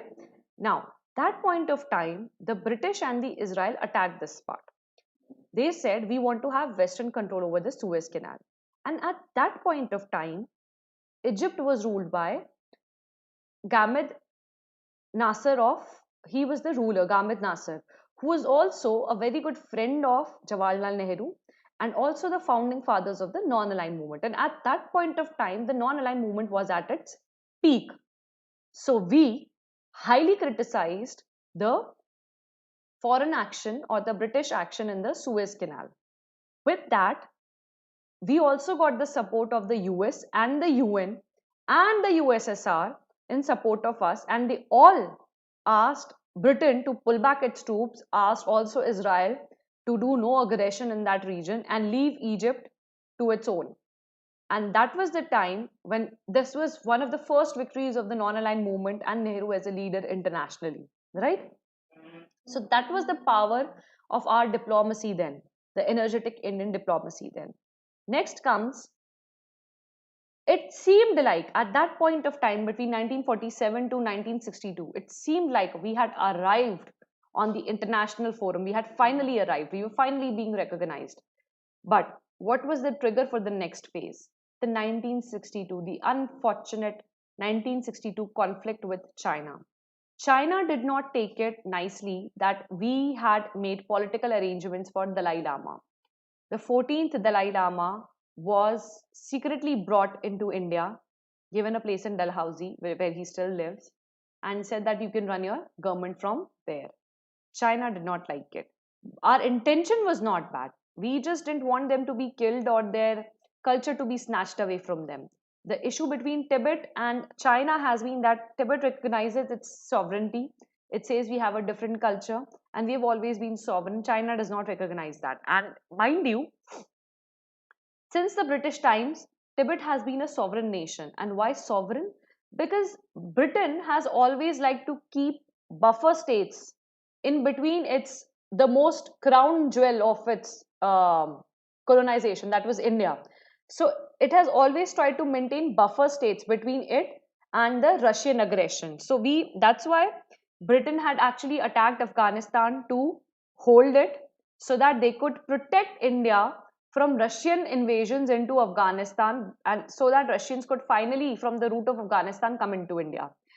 That was in the West. In the East, they tried to protect India by having Tibet as a buffer state to protect any Russian aggression from the Chinese side, because China was closer to the Soviet Russia, and it still is. The communist form of government still is. And that is why they didn't want Tibet to be recognized as a part of China. In fact, the very current crisis that you see is because now we don't have that buffer anymore, right? We have direct boundaries with Tibet. India has built Xinjiang Tibet Highway, and it has a huge infrastructure on its side of the LAC or line of actual control. And we are also trying to build that infrastructure. But given the proximity to the LAC, they could actually come into our territory. And unfortunately, we lost a lot of lives of our soldiers. So that is what is happening. And even then, it broke our optimism in diplomacy with Chinese. And even now, since they deceived us, it has broken our quiet diplomacy with the Chinese. They have shown aggression on our land. We couldn't forget the 1962 crisis, and we will never forget what they have done in the Galwan Valley right after 45 years, to be precise. Now, buffer states means, for example, you have India here, you have Nepal here. Nepal is a sovereign state, and you have China here. Now, this state, which comes between two enemy nations or two hostile nations, is called a buffer state. Now, China, if it wants to attack India, it is very difficult for it to attack India through Nepal, because Nepal will not allow it. It is a sovereign nation. Unless finally China, Nepal gives into the bribing by China and then allows it to actually attack India, it won't let its soil being used to attack a friendly neighborhood country. So that's what creating a buffer state means, right? Now, so in fact, it is suggested some of the times that the 1962 conflict actually also saw the demise of our first Prime Minister, our beloved Prime Minister Jawaharlal Nehru. He was in such a state of shock after this conflict happened, because the entire moral stature of Indian polity, Indian governance was shook to its core, and that led to his untimely demise. So this is the phase one. This is the Bandung Conference 1955. This picture is from the Bandung Conference. You can see our Prime Minister Jawaharlal Nehru here. The Belgrade Conference 1961 was the first official summit of NAM. These are known as the famous Gang of Five. All right. Of these, he is Nehru. He is Kwame Nkrumah. He was from Ghana. He was the president of Ghana. Gamed Abdel Nasser, the ruler of Egypt then. Sukarno, Indonesian dictator and president. And Joseph Broz Tito from Yugoslavia. Now, it is an interesting photograph. There is a reason why I have put this photograph here. There is no legacy of Tito now. Why? Because Yugoslavia is not even on the map now. So, no legacy from him. And he really worked hard to actually build that Yugoslavian legacy. Kwame Nkrumah, or the ruler of Ghana, he became a dictator later on from a good ruler. And he was then deported by his own people. There were attacks on his presidency. He was deported and he died in exile. So now nobody remembers him. Sukarno, similar fate happened to him. He was deposed and he finally died. Nasser, the Egyptian ruler, similar fate happened to him too, because he again also became a dictator. He was removed. Right after winning the Suez Canal crisis, once you start ruling your people in a bad way, you are removed. But Nehru, his legacy still lives on in India. And in fact, the legacy he made of the modern Indian state is still alive and kicking after 75 years. So whenever you have doubts on yourself as an Indian, as a capability of an Indian, as a capability of India as a nation, please do not doubt yourselves. Our forefathers never doubted our capabilities. They invested their whole to make what we see the modern Indian nation. And the legacy still lives. That means we have something about us that we still prevail, right? From the very famous song of Iqbal, the national song. Kuch to baat hai hum mein ki hasti mitti nahi hamari. With that, let's move on to the second phase of Indian foreign policy. That is 1962 to 1971. So as I told you, the flashpoint was India-China conflict that led us into the second phase. Now we became more real. The reality hit us that as much as we believe in the goodness of the world, people are not like that. It's a dog-eating-dog world outside. Why did this reality hit us so later? First was the optimism from the recent gaining of independence. Secondly, our Prime Minister was a beloved man. Across the international fora, he was respected. Third, the economic realities actually started to change. Nations were progressing, especially China was progressing at a much faster rate than us. The cultural revolution was going on there. Please read about the cultural revolution of Mao Zedong that was happening in China. So a lot of things were happening at the international fora. We were aware of them, but the slight mistake that we made was to overread the situation. We could not anticipate that something like India-China war could actually happen to us. And the most important thing, while we were colonized, we really did not have to face the wrath of the world in a very, very direct manner. The British were always there to actually take that wrath for us, at least when it came from the international fora. They were there to protect the Indian territory. Now, finally, after the 1962 war, we realized that we are actually not a committee of nations. No one will come to protect us. We will have to protect ourselves. We will have to build our nation. We are responsible for our own independence. And if we don't take care of it, we will be hugely disadvantaged on the international stage. And that's when we started making pragmatic choices or practical choices on security and political challenges despite a paucity of resources. So we started making practical choices on security of our borders and political challenges despite we did not have enough resources then.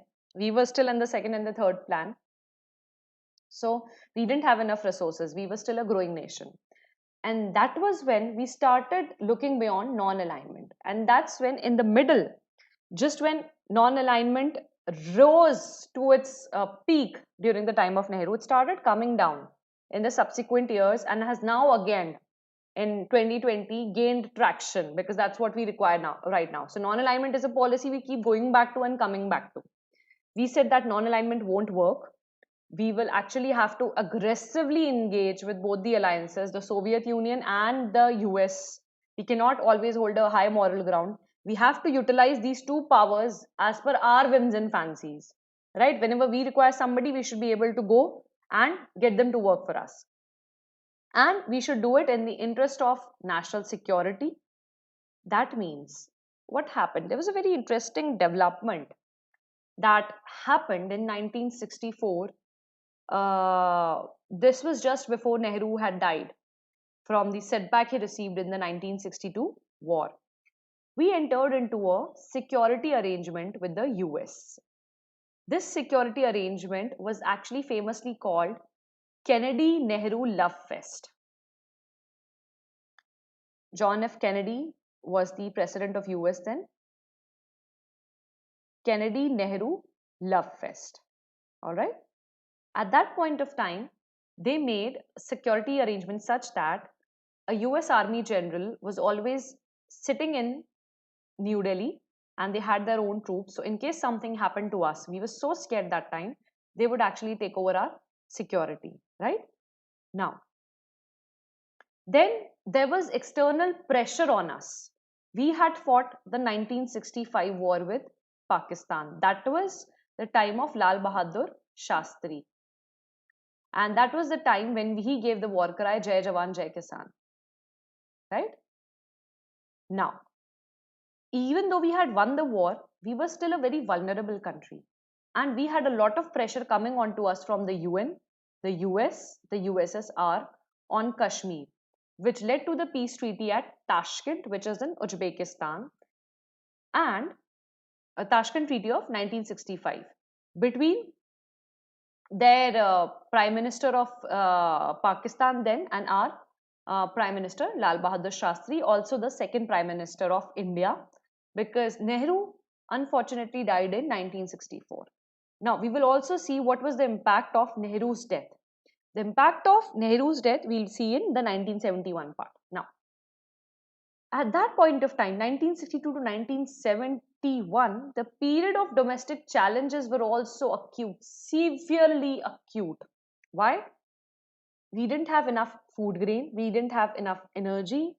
We already had faced two wars, 1962 closely followed by the 1965 wars, but Pakistan misread the situation. We were weak, but we were not so weak to fend off their armies back into their place. So even when everything happened, we were actually able to manage all that economic distress and yet recover from it like a boss in 1965. But the fall of Nehru was actually being visible not just in India but across the international forums. In fact, some of the international think tanks already also said that Nehru has gone. Now what? India will break down into pieces. They don't have the leader who brought this all up so lovingly. But we survived, and we survived better, as is for everyone to see. And Nehru must be very proud of that. All our freedom fighters must be very proud of what we've managed to achieve. With that, So whatever he did, the security arrangement that we did in 1964, that started to fall apart because now there was nobody. Nehru had a very personal connection with Kennedy then. Now we had nobody to actually take that forward. So that defense agreement started falling apart. So what did we do? In fact, US was the one who actually pressured us into the Treaty of Tashkent. We did not want a treaty with Pakistan then. 1971 became our love affair with Soviet Union, as I told you. When we entered into realism, we decided we will need to take help from the international forum and we will have to take help as per our own needs. All right. That was the time, 1971 to 1991, which is also called Greater Regional Assertion. Now, that point of time, we signed the Soviet treaty. It was Indira Gandhi's time. It's a very, very important development. Please pay attention. Indira Gandhi signed the Soviet Peace Treaty, the Soviet Treaty of Friendship in 1971. Why did we do that? As I already told you, the defense agreement with US was falling apart first. So that means we could not go to US for help. US also started supplying us with rotten grains. The PL 480 crisis was well known to all. If you do not know about it, please go and read the NCRTs. I think 11th NCRT has it on on polity, it has it. At that point of time, the China, US and Pakistan, they were all coming together. Now what is happening? US has already fallen apart. China does not like us because 1962 war happened. Pakistan recently had a war with us, 1965. And all these three enemies were coming together. Now that means we had a three-natured threat from all the directions, no international support, and two major enemy nations. And at that point of time, Bangladesh wasn't there on the map. That means we were surrounded by enemies from all directions, north, west, east. All right, Western Pakistan, Eastern Pakistan, and China. And then US also, a major superpower, was not with us. So what about the security things? What do you do then? You go to the other major superpower? We straight away went to Russia. Now, how could we utilize the Russian connections? Indira Gandhi was a daughter of Nehru. Nehru had a very, very strong belief in socialism. Now, link it to the polity that I'm going to talk about. He had a very strong link to socialism. In fact, that's one of the reasons we ended up India making a mixed economy and neither a capitalist economy nor a completely communist economy. We got the best of both of the worlds. This point of time, that mixed economy started getting inclined to the communist economy. It showed our Soviet inclination, right? Because Indira finally got to know that nobody is helping us, the capitalist world is completely not helping us, and that's when you actually started correcting the constitution. The 42nd Amendment also came by during this time, and the word socialist entered into our preamble. So are you able to see how the Indian foreign policy is impacting our domestic policies? That's what happened here. We entered into a Soviet treaty. We said now nobody can save us. We really need to have the superpower aligned with us. So from realism, we had greater regional assertion. Now I'll show you how greater regional assertion. As I told you, disruptions are necessary to get better political maneuvers.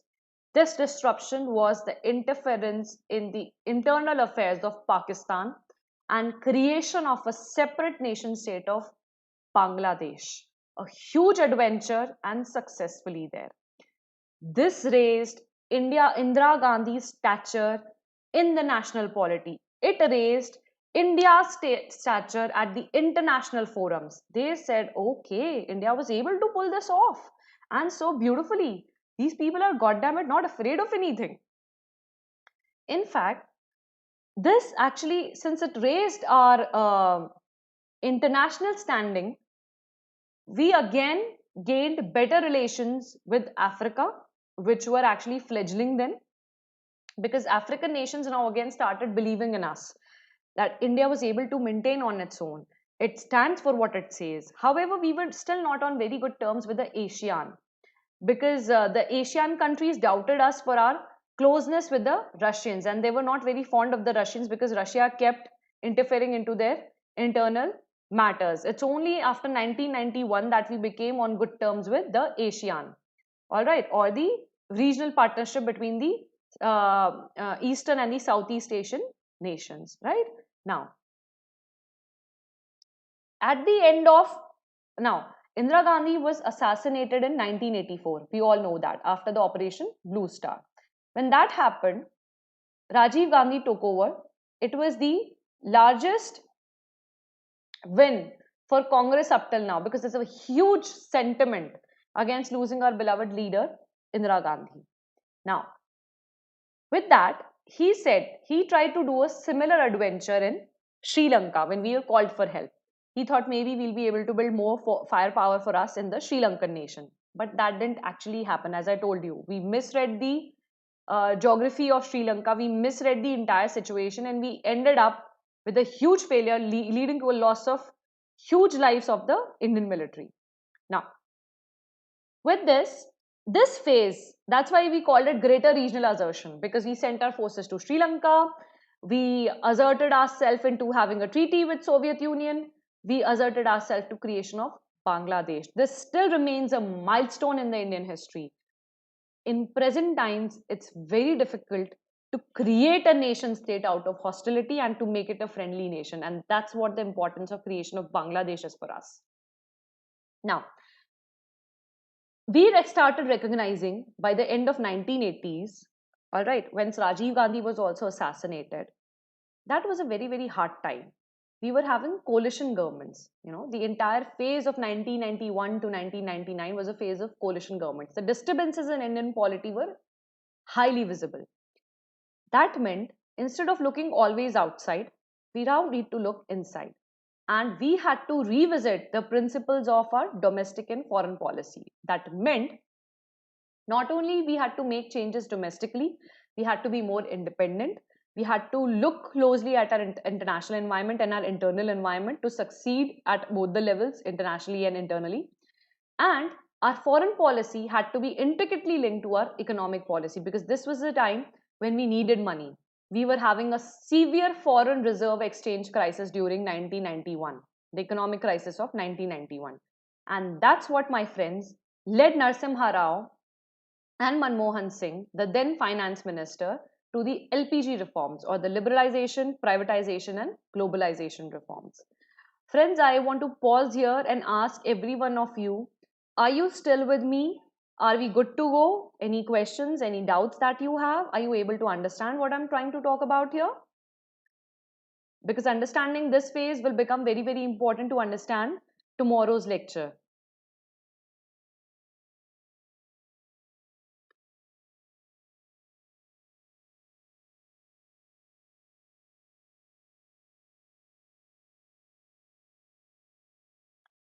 LPG reforms, these were the liberalization, privatization and globalization reforms. That means that we privatized some of our government firms. Government reduced its footprint across all the sectors of the economy, like right we are doing in the Atmanirbhar Bharat Abhiyan. We are letting to do the private sector the work where it belongs the best. A government is not supposed to run the airlines, so we will open the airline sector. Government was not supposed to do the entire atomic energy work as of now, because our private sector is quite efficient to do that. So let the private sector do that. Government should do what it does best, to govern and to regulate these sectors, right? So that was that. And globalization meant we will now engage more in the international trade, because we badly needed foreign exchange to lift up our economy. You can understand this by this thing, that we had already fought 4 wars up till now. 1947, 1962, 1965, 1971. When you fight a war, how much of your economy gets ravaged? So we were down to the very bottom. We were at the begging bowl. We were having a begging bowl in our hand. We really needed that money. Where will that money come from when there's no domestic production? You need to import things internationally, and you need to export things internationally. You need to open up more private industry so that they can export. And that's where the liberalization, privatization, and globalization reforms come in. All right. Yes, it is the IPKF misadventure is related to Rajiv Gandhi's assassination. Technology ka part, as you're asking, Hariharan, the technology part actually comes in at a very, very later stage. The technology part starts coming up when we started with our ISRO's program. All right. So it has always been there, especially from the second 5-year plan. The first 5-year plan was completely dedicated to agriculture. The second 5-year plan, we started setting up the IITs, we started setting up the IISCs, and we started getting some foreign technology. But technology per se was still not big till here, unless we started with the Green Revolution and the Milk Revolution during the time of Lal Bahadur Shastri. So we were doing that in bits and pieces, but technology was still not the center or the core of our foreign policy then, and was not influencing us in a big way. It's only when we became a little bit more stable politically that we could actually focus on bringing in more technology. That's post 2000, post the dot-com bubble revolution, because that greatly reinvented the entire Indian economic scenario. We have a huge IT industry, and that's when we started making a dent in the technological phase. Am I clear? All right. But I'm not covering the technology part here in the change phases of Indian foreign policy. Okay, now, so the trigger for the 1991 to 1999 phase was the economic crisis of 1991, which led to the LPG reforms. And as you can see, Hariharan, the thing is, we only started with LPG reforms in 1991. So the technology part would actually still take some time to show us the direction. We were still recovering from a lot of wars. It's only when you have peace, you can have technology impact your Indian foreign policy, because that's the only time you can actually develop in technology, right? Safeguarding strategic autonomy. That was our core agenda in 1991 to 1999. What do we mean by that? 1991, a few important developments happened. Emergence of a unipolar world. Soviet Union had disintegrated. The Berlin Wall had fallen in 1989. There was no more Soviet Union, right? So one part was actually gone. Now, with that, only US was left. As I told you, power corrupts, absolute power corrupts, absolutely. It was the sole power. It could actually twist our arms and make us do whatever we wanted to. So at that point of time, we played very diplomatically. We were at a very good relationship with the US, but we tried to maintain so much of a safe distance that they did not get to intervene in our internal affairs and our international politics or our bilateral relationships with Pakistan. Mind you, Nehru actually took the Kashmir issue to the UN during 1947, all right, which required for a plebiscite to be called for Kashmir if Pakistan would withdraw its troops.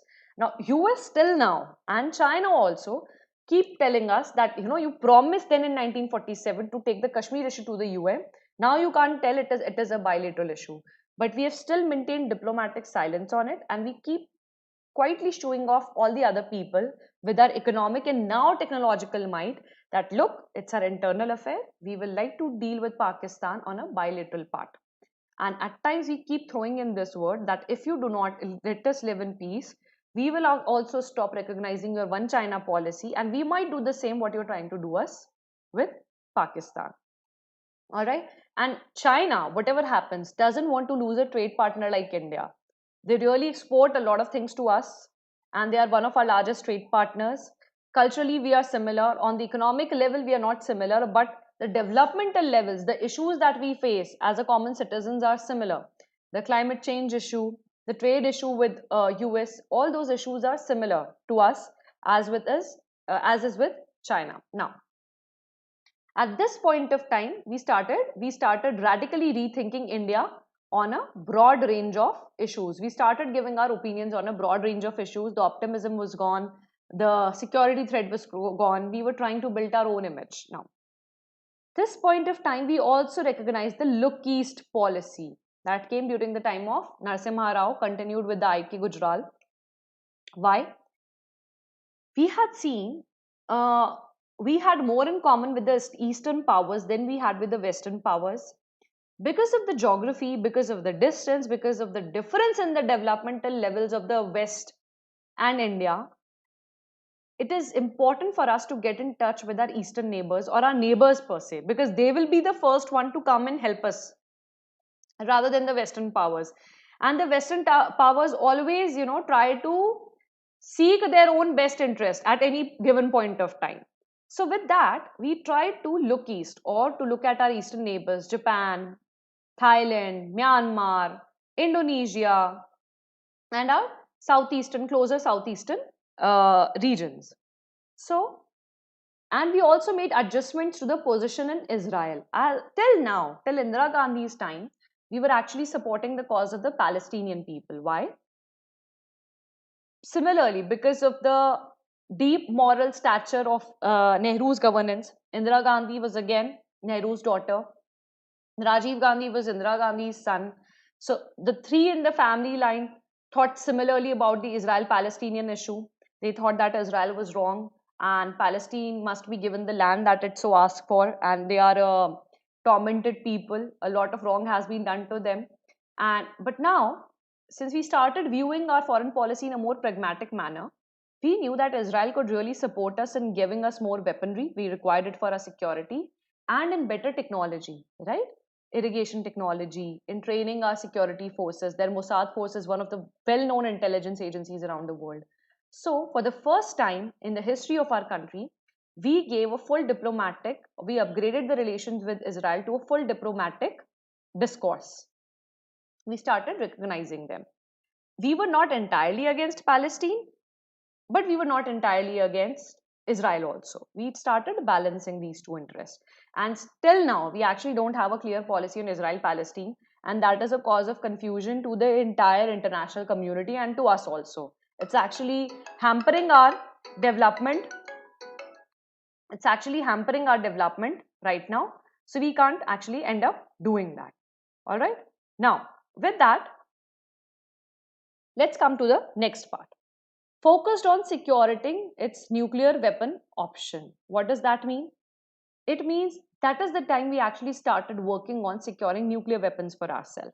So, as somebody was talking here about the technology part, that's when we actually started importing nuclear technology from Russia. We asked them to help us.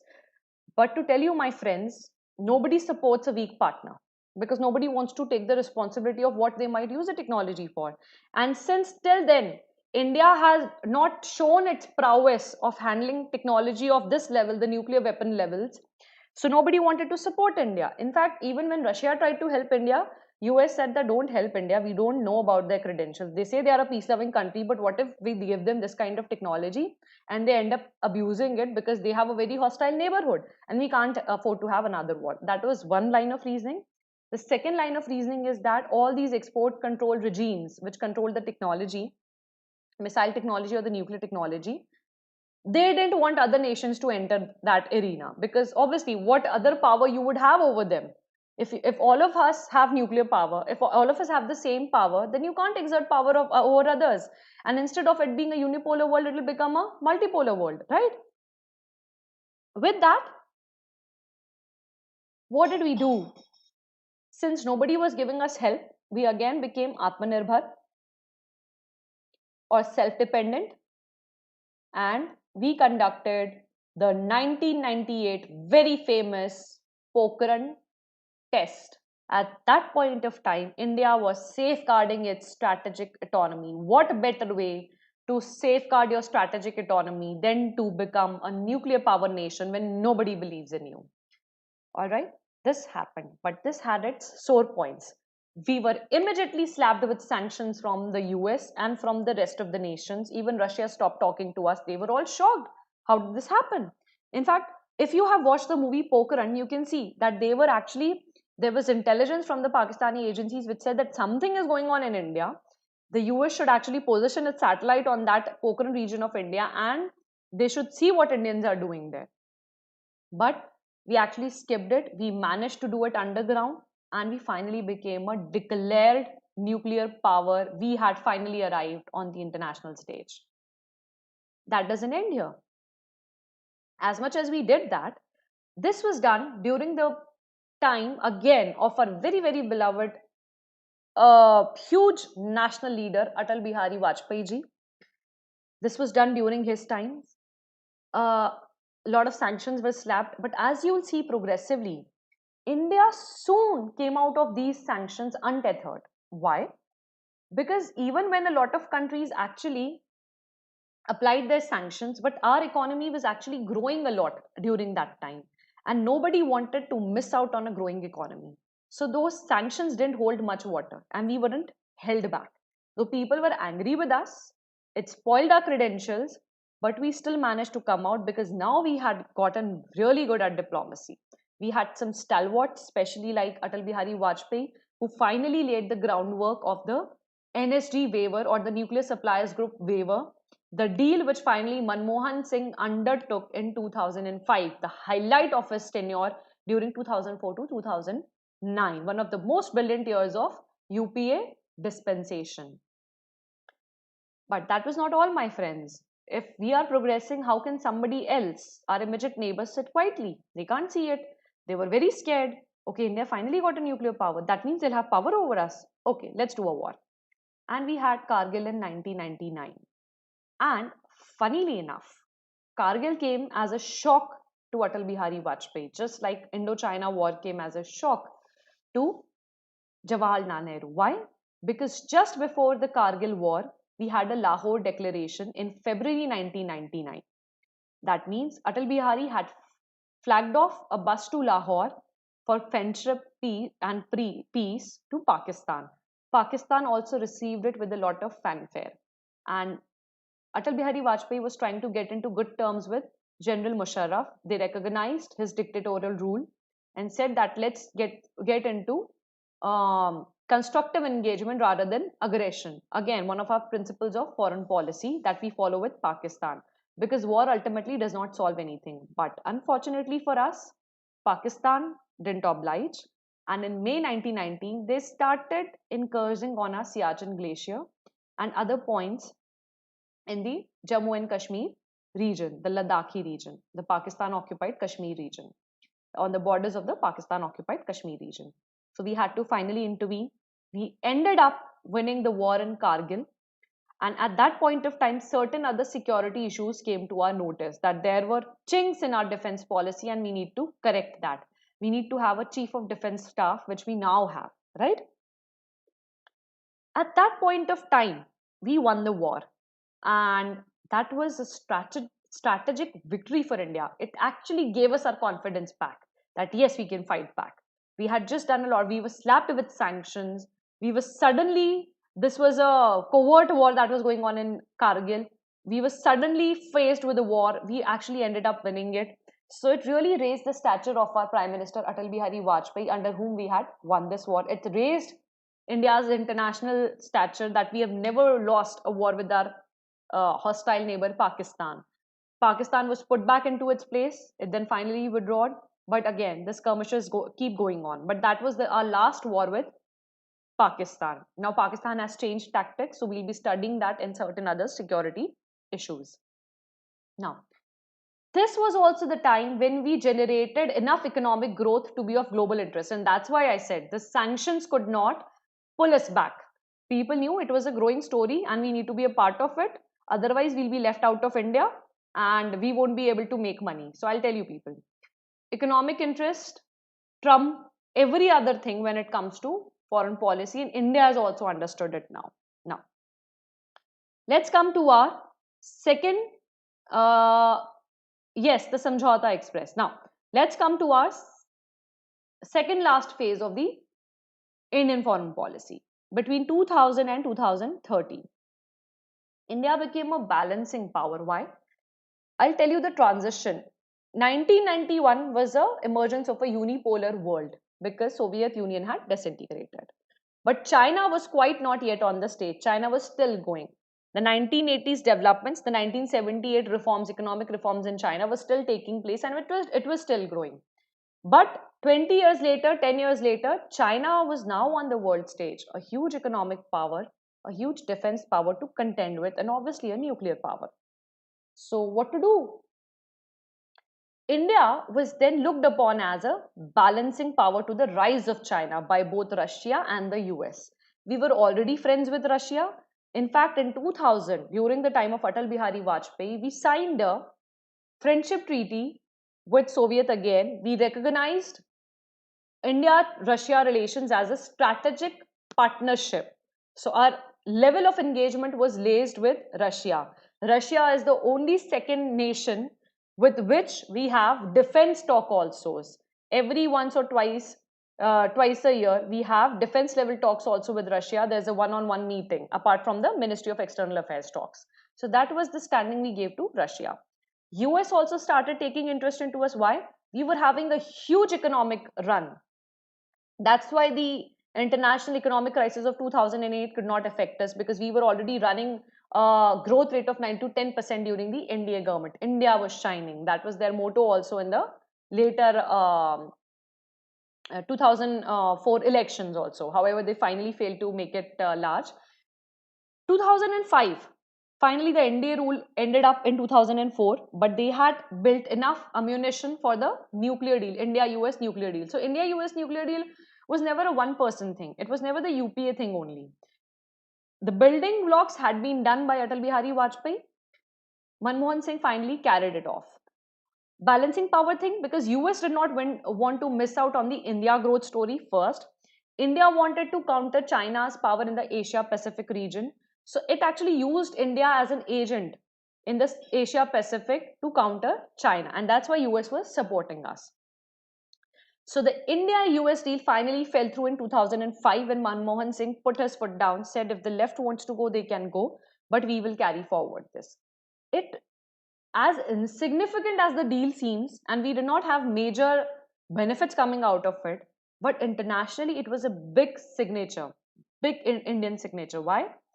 First, it told people that they need to recognize our peace credentials. If we say we are committed to peace, we are committed to non-aggression, we will do that.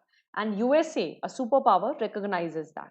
So once a superpower recognizes that, the other countries will automatically fall into line.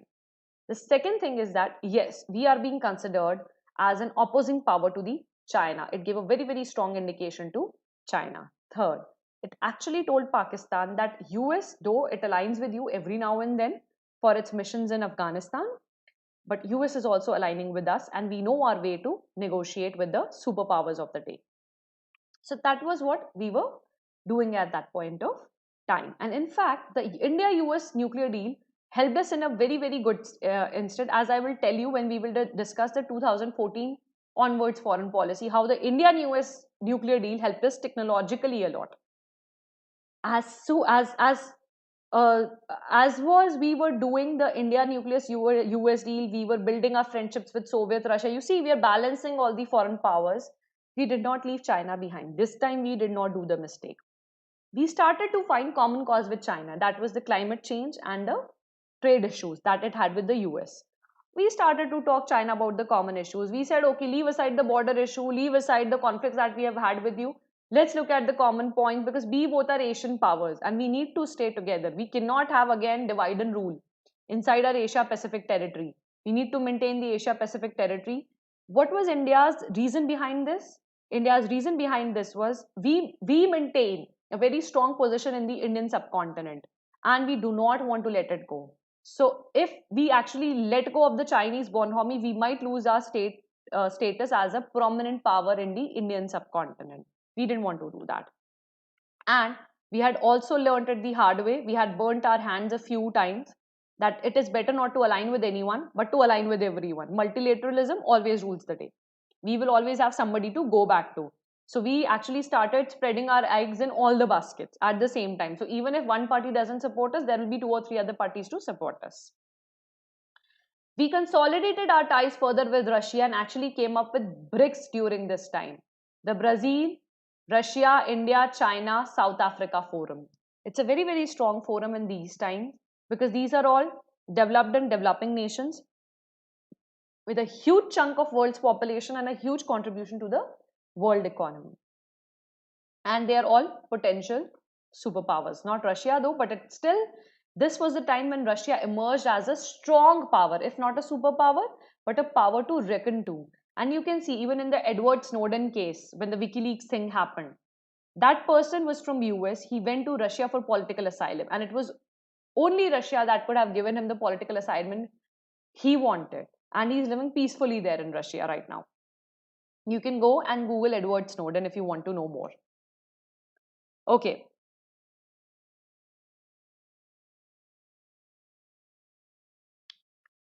See, even if we have clashes right now, everybody is not aligned with China as of now, right? Even in fact, after the coronavirus crisis, China has kind of lost its reputation. But I'll tell you something. On an international stage, the economy really matters. The hard power that you hold really matters. And you cannot fight a war based on the strength of others. You will have to fight it on your own strength. That's what the current international scenario is. Because if a clash develops into a full blown war, which no international entity would want, not even India, because this time, if something happens, it'll be a huge loss of life on either side. It will be something that is irreparable. So at this point of time, instead of siding with the one of the other two countries, no international nation would actually make that mistake. What they would instead end up doing is trying to build in some sense in both the India and China to actually forego from their warring positions and come back to a place of friendly ties, because that is what is best for the international world. And even India and China will try to refrain from such actions unless it is actually absolutely required, because we both know the price we might have to pay for a war. Right now we are already fighting a war inside. We will not want to inside because of coronavirus. Both the countries are reeling under that. We wouldn't want to fight another war outside. So that's the answer. As of present, that is the answer. I do not know how the situation might evolve, because these things, foreign policy, the first thing I taught you in this whole lecture is it's a very, very dynamic sphere. And you really, despite your best interest in mind, you cannot anticipate what's going to happen next. So it will remain like that. Finally, this was a period of opportunity for India. Between 2000 and 2013, we were growing economically. We were doing well technologically, right? We had the dot-com bubble, but the bubble didn't burst in India. We really had some good IT giants coming up like Wipro, Infosys. All of these people came up. So it was a period of opportunity and we made best use of this period. Next comes the part of the Modi government, right? To 2014 onwards. There was an immediate change in the way we dealt with our nations. So up till now, we had been actually not looking at our neighbors in a very, very strong manner. But when Modi government came in, they actually gave neighbors first policy. But why did we actually do that? By 2014, China had gathered a lot more momentum, and the terms of engagement that it was offering to other countries were very hardened. There was no negotiation with China. We tried to tell it so many times that, look, the trade balance is in your favor, let's work it out. We cannot have this huge trade imbalance. If you want to know what is the trade imbalance with China, please go and look at the two videos that I took up on India-China border disputes, especially the second video, where I have discussed the economic growth of China vis-a-vis economic growth of India and what kind of trade balances are there. I've discussed that in detail there, so I'm not discussing it here. Please go and watch that video. Okay, so with that, now we actually couldn't play a balancing role. We can't just be acting as a puppet or as a balance of power. We really needed to assert our power.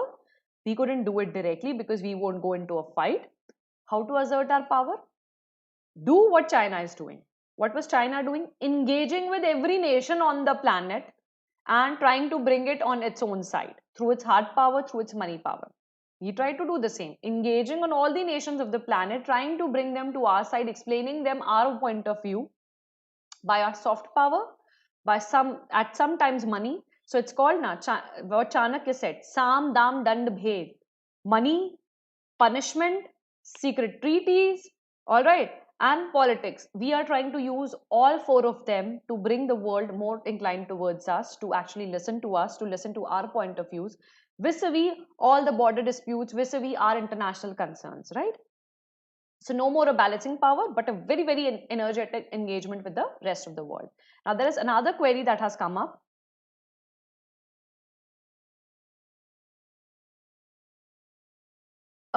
See, the policy has always to be aligned. Hariharan, I think you should watch the first video when I told about the determinants of Indian foreign policy. There are a lot of factors. I cannot give you a direct, clean answer because the foreign policy is determined by so many external and internal factors. And I know you are confused because there are so many contradictions in our Indian foreign policy. But as much as there are contradictions in Indian foreign policy, there are contradictions in the foreign issues or the international concerns that we are facing. That is what I'm going to talk about here. So first, listen to this entire 2014 onwards engagement. I think it will give you more clarity. All right? Okay, this was a time when Afghan withdrawal happened. US started withdrawing its forces from Afghanistan. There was a vacuum. There was nobody to take care of it. And suddenly we saw the rising again of Taliban. So we had to do something about it. We had to negotiate with the US, ask them to have a phased withdrawal there. We had to engage with Afghanistan more to say that they are being provided with proper aid. Why we wanted to give proper aid to Afghanistan? Because if you see our geography, here we have Pakistan followed by having Afghanistan. And as per Chanakya's Mandal theory, your enemy's enemy, Afghanistan is Pakistan's enemy, your enemy's enemy is your friend. We wanted to build friendly relations with Afghanistan. First, because we can use it as a negotiating point against Pakistan. Second, Afghanistan had a lot of developmental needs which we could fulfill. So we had our own economic interest in mind. Third thing, any political vacuum in Afghanistan would lead to an increase in terrorism forces to rise up in India, which we did not want.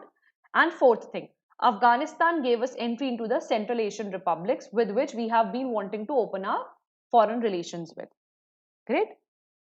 With that, another thing was going on. Do you know about the Syrian crisis and the refugee crisis that was happening because of the Syrian war? Europe completely closed its borders following the Greek financial crisis. They said, we don't have the money, we won't take any more people in.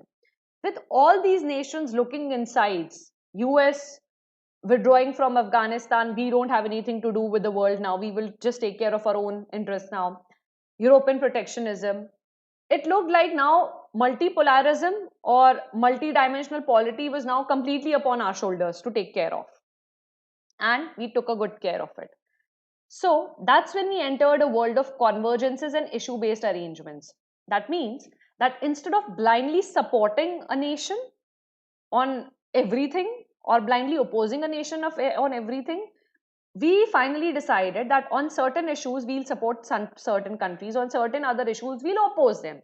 For example, if China tries to meddle with our Pakistani relations, we will oppose China. We will not let it happen. If it tries to push more goods into our country without actually addressing the trade balance, we will not align with China. But on climate issues, we will align with China because we will talk as Asian powers, two Asian powers who will be ravaged by climate changes, and we will tell this to the Western world. So we will have issue-based arrangements. Similarly, with the US, we have a trade war, right? US feels that we are not doing enough for the agriculture. We feel that you are giving huge subsidies to your farmers in agriculture, but you are not letting us do so. But however, we align with US on a lot of other policy issues. So we converge on areas, we can converge with the other nations, and we oppose them. But all of this we do diplomatically. So this led to an awareness of our own capabilities. This led to an awareness of the limitations of others, what other nations can do for us, so that our entire foreign policy got grounded into realism. It also told us what the other people had expectations of India, how they were looking at us, what they wanted out of us. So in any successful relationship, whether it be foreign or domestic, the important part is that both parties recognize each other's limitations and expectations, and that is what is happening right now. We are still not completely there, but we are trying to make our way through. We have really come of age as of now when it comes to foreign policy, right? Now, in all this, one of the major factors that occurred was our economy became one of the major economies of the world. In fact, by GDP nominal rates, we are the third largest economy of the world. And it is one of the most important factors. In fact, this is the time, 2014 onwards is the time when we have recognized that economic diplomacy is as much as a part of foreign policy as is normally international relationships or security issues. You have to deeply link your economics with your foreign relations. You cannot leave that alone. Your strategic alignments, your political alignments, your economic alignments, your security alignments, all have to be intertwined with your foreign policy to get the maximum out of your foreign relations. Are you people still with me? Any more doubts? Because we are into the last phase. Okay. Now, we also understood the relevance of our talent to global technology. We understood that we have a major role to play in global technology. In fact, if you see, for all the major technological giants of the world, either in India or in US or anywhere else, they are headed by Indians, be it Adobe, be it Google, be it any other place, they are headed by Indians. The second thing, that is ability to shoulder greater responsibilities at a time when the world is more reticent, is also evident. We are now ready to shoulder additional responsibilities. We have the economic power, we have the knowledge power, we have huge human resources, we are undergoing a period of demographic dividend. We are taken up as a responsible nation, we have nuclear power, we have treaties, we have bilateral relationships growing up with the who's who of the world. And it's Modi's personal style of leadership that is really taking us forward. The way he interacts with the leaders is so much more personal that it's easier to get help from the international powers. All right. And the last 2 points are, in fact, as I discussed with you, the important principles of our foreign policy are that we want to have a global say. We want to have a say, we want to have an opinion, and we want to influence the global opinion on important issues. And we did that. We did that on climate change in the Paris meet, or COP21. We brought the nations together. We told them that, yeah, India is still a developing country, and all the developing countries require an aid from the Western world to pay for the pollution that they have done in the past. So the polluter pays principle applies to them. We were very hardline on that, and we finally achieved it. We finally achieved telling the Western nations to comply with their obligations to climate change. So finally, America pulled out of it. America is pulling out of everything, all the international organizations, but India is trying to take its place. India is trying to bring the countries together. India is trying to bring some sanity in the international relations. And one of the other key global negotiations is, how many of you have heard about international solar alliances? It's an organization founded by India presently and led by our Prime Minister Modi. International Solar Alliances is the use of solar power to meet our obligations under the Paris Treaty on Climate Change, right? So that is the way, from becoming an onlooker, right? From being an onlooker, from being bearing the outcomes of others' decisions on the international forum, we have now finally come to a stage where we take decisions on the global forums, we engage people with us, and people follow us. In fact, a very noteworthy approach of the Modi government has been a very, very energetic engagement in our, yes, it's Gurgaon based. Yes, yes, yes.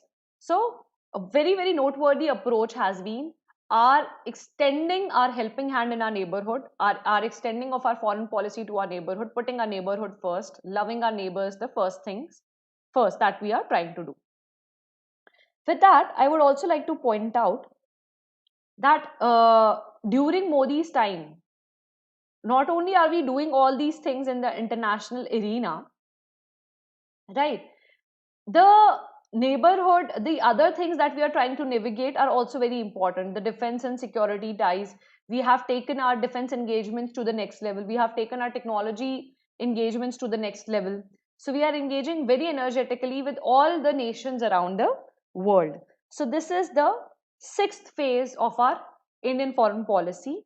More on that I will be talking when I'll be talking about the prime ministers of India and how they have influenced our foreign policies. But here I would like to point out a couple of few very interesting facts that you can directly use in your mains examination, and I will let you leave with these points to ponder upon. So from a nation which was actually reeling under sanctions in 1998, we became a nation that was given the NSD waiver in 2005. Just in 7 years, we completely turned around the situation. So a big plus for us. We never lost a war after the 1962 war. We have always been very, very well prepared. And we have definitely raised our security infrastructure.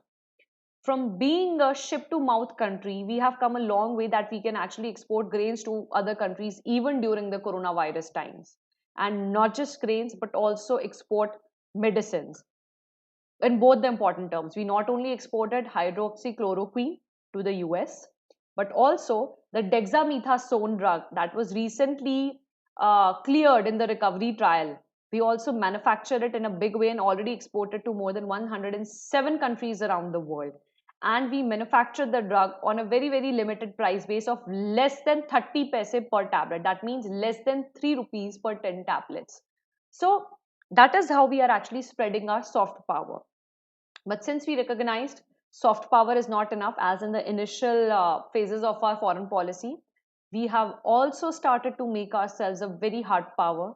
We have the largest military expenditure, second or the third largest military expenditure, the largest army in the world.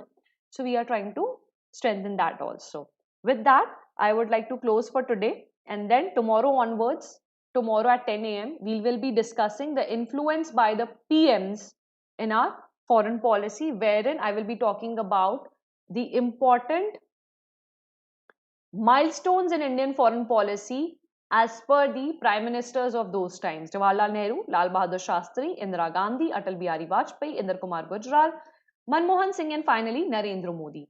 Why are we doing that? Because the leadership also plays a big role whenever something important is carried out in the international arena. Why? Because our Ministry of External Affairs is primarily governed by the vision of our Prime Minister, though we also have a dedicated Minister of External Affairs, but they all work in tandem, and the majority of the policies are actually cleared by the Prime Minister's office. In fact, please go and revisit my lecture that I took a day before yesterday on the foreign policy determinants. Not just that, but also revisit the parts wherein I talked about the institutions in India which impact the foreign policy of India. So institutions in India: Ministry of External Affairs, the departmental related standing committees of external affairs, Parliament, and the PMO. They influence our foreign policy. So please go and revisit that before we meet for the next lecture tomorrow, and influenced by our PMs on the Indian foreign policy. All right. With that, I will close for today, and this is my Telegram group link for current affairs. All right. You can directly join me here and connect with me here. I also post all my upcoming sessions here, so you can directly get the link from here. A lot of people kept asking me that when is the next session. So if you join the group, you will know, because I post all the upcoming videos here. This is my channel link for Telegram. Again, if you do not want to interact with me, fine with me. But I all post my upcoming videos and all the latest videos, whether on the Unacademy platform or on the YouTube channel, they will all be here in this channel. So you can directly take the link from here and come for the classes. With that, all the best for your preparation for both UPSC prelims and mains. And whenever you choose to take a subscription on Academy Plus platform for attending my classes on the science and technology that I'm taking there, please use my code SBUS to get an instant 10% off. All right. With that, I am quite sure you've liked this video, so please subscribe to our channel. Let's crack UPSC CSE in English. Hit the bell icon for notifications from our side. Use my code SBUS for 10% discount on subscription under the UPSC CSE category to have access to greater than 200 courses starting right from the prelims till the interviews. With that, if you liked my video, please hit the like button, and if there are any questions, please put it in the comment section. Also, if you like the video, please comment on the video and share the video with your friends. Thank you. With that, I'll call it a session for today. I cannot answer that question directly. Who influenced most our foreign policy? Every nation and the times have influenced our foreign policy more than anything. Our national interest actually, that's why. If you revisit, that's why I'm asking you to revisit these lectures again and again. You see our objectives of the foreign policy. Our objectives are the only thing that actually influence our foreign policy, because that's what we are trying to achieve, right? So that's where I answer your question. With that, I'll close for today. Thank you and have a good day.